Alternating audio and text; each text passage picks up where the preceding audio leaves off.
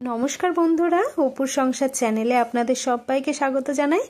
আজ আমি আলু টমেটো দিয়ে ভোলা মাছের একদম লাল লাল ঝাল ঝোলের একটা রেসিপি দেখাবো। এইভাবে ভোলা মাছ রান্না করলে কিন্তু দুপুরে গরম ভাতের সাথে আর কোনো তরকারিই লাগে। এভাবে ভোলা মাছ রান্না করলে কিন্তু দুর্দান্ত খেতে লাগে, অতিরিক্ত টেস্টি একটি রেসিপি। তো চলুন আপনাদেরকে দেখাই। এখানে কিন্তু আমরা দেখুন 5 থেকে 6টা ভোলা মাছ নিয়েছি। ভোলা মাছগুলো একটু কেটে ধুয়ে নেব। আর এখানে আছে পেঁয়াজ কুচি, রসুন কুচি, 5 থেকে 6টা শুকনো লঙ্কা, আদা, আর এখানে ধনে আর জিরে। তো এগুলো কিন্তু আমরা একটু শিলনোড়াতে বেটে নেব। আর এখানে আছে আলুগুলো আমরা খোসা সমেতই করব, কারণ নতুন আলু কিন্তু খোসা সমেত খেতে খুব ভালো লাগে। আর এখানে আছে মশলাটা। এবার ভোলা মাছগুলো আমরা কিন্তু দিয়ে দিচ্ছি নুন, আর পরিমাণ মতো এখানে নুনটা দিতে হবে। আর দিয়ে দেব একটু হলুদ। তো লবণ হলুদটা দিয়ে কিন্তু আমরা একটু মাছগুলো মেখে নিলাম। এবার একটা কড়াইয়ের মধ্যে দিয়ে দেব পরিমাণ মতো সর্ষের তেল,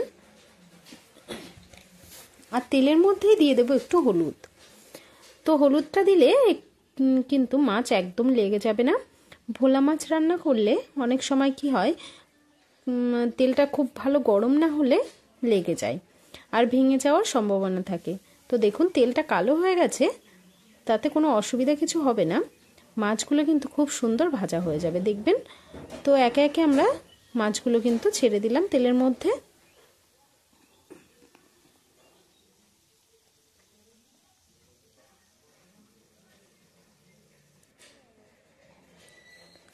তো মাছ এক পিঠ ভাজা হয়ে গেছে, আমরা কিন্তু দেখুন উল্টে দিচ্ছি। মাছ একদমই কিন্তু কড়াতে লেগে যায়নি।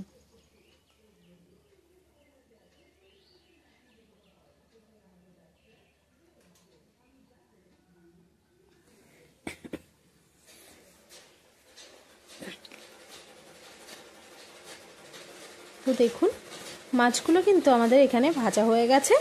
এবার আমরা একটা থালার মধ্যে তুলে নেব।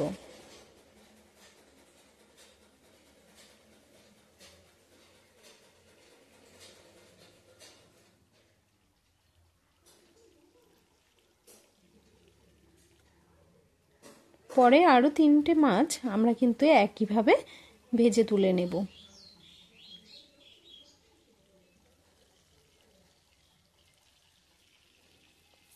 তো দেখুন ভোলা মাছগুলো কিন্তু গোটা গোটাই আছে, একদম ভাঙেনি।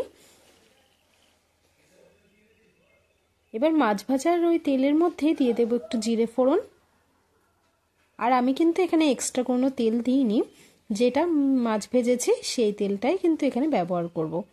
তো দিয়ে দিলাম তেজপাতা। আর দেখুন এখানে মাছগুলো। তো এবার আমরা কিন্তু দিয়ে দিচ্ছি কেটে রাখা আলুগুলো।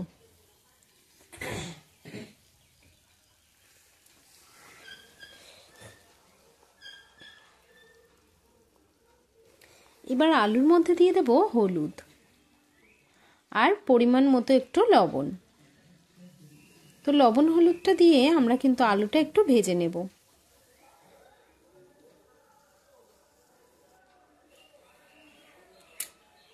আলুটা একটু ভাজা হয়ে গেছে। এখানে 2টো মতো টমেটো কেটে নিয়েছি, সেই 2টো টমেটো দিয়ে দিলাম।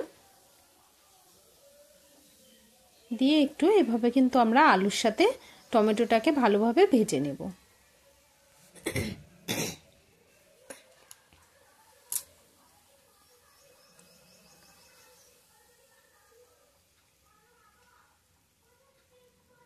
এবার দিয়ে দেব মশলাটা, আর দিয়ে দিচ্ছি একটু জল। তাহলে কি হবে, মশলাটা খুব সুন্দর কষানো হবে, একদম লেগে যাবে না। তো মশলাটা দিয়ে আমরা কিন্তু কষিয়ে নেব একটু।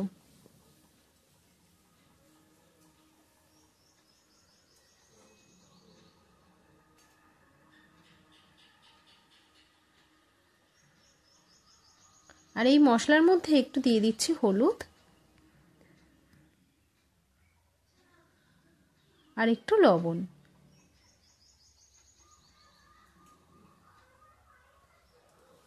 তো লবণ হলুদটা দিয়ে আমরা কিন্তু এই মশলাটাকে আর একটু কষিয়ে নেব। তো দেখুন কষানো কিন্তু হয়েই এসছে।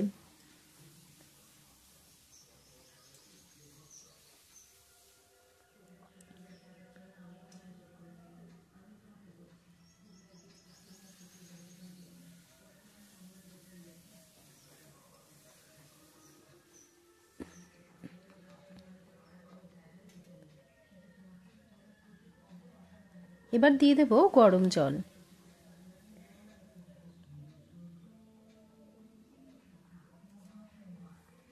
তো দেখুন আপনারা যে যেমন ঝোলটা পছন্দ করেন সে সেরকমই ঝোলটা দেবেন।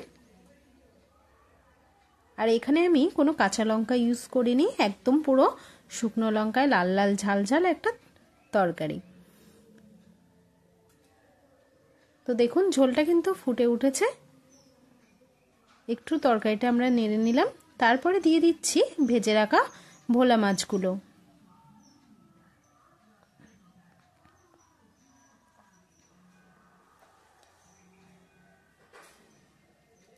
মাছগুলো দিয়ে এভাবে কিন্তু আমরা তরকারিটা একটু নেড়ে নেব।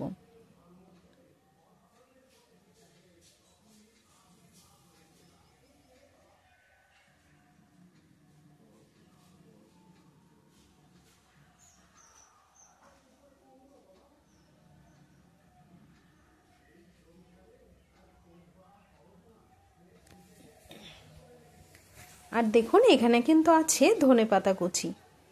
তো এবার তরকারিটা প্রায় হয়ে এসছে, উপর থেকে একটু ছড়িয়ে দেব ধনেপাতা কুচিগুলো। ধনেপাতা কুচিটা দিয়ে আমরা কিন্তু এইভাবে একটু মিশিয়ে নেব তরকারিটা, তাহলে কি হবে তরকারিটা কিন্তু খুব ভালো লাগবে খেতে।